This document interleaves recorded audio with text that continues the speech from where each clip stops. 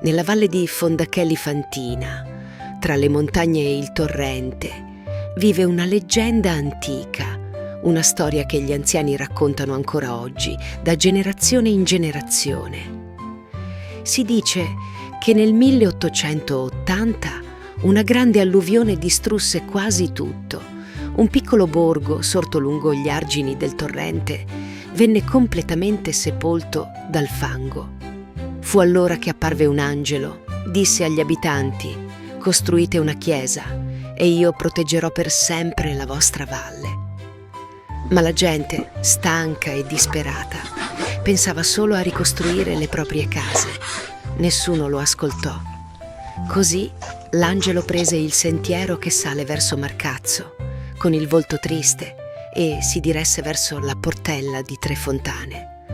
Lungo la strada incontrò un mercante che gli chiese: «Bell'angelo, perché sei così triste?»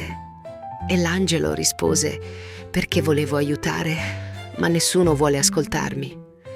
Il mercante allora disse: «Aspetta, dammi un po' di tempo, parlerò io con loro e avrai la tua chiesa». E mantenne la promessa.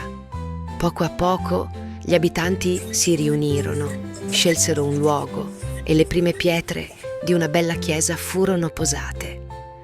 Quando l'angelo tornò nella valle e vide la chiesa già costruita, sorrise e da quel giorno divenne il protettore della valle.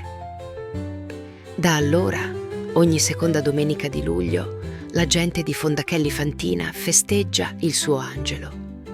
Un tempo la festa iniziava con una grande fiera del bestiame che riempiva il letto del torrente. Oggi quella fiera è diventata un grande mercato, ma lo spirito è rimasto lo stesso, un momento di gioia, di fede e di ritorno alle radici.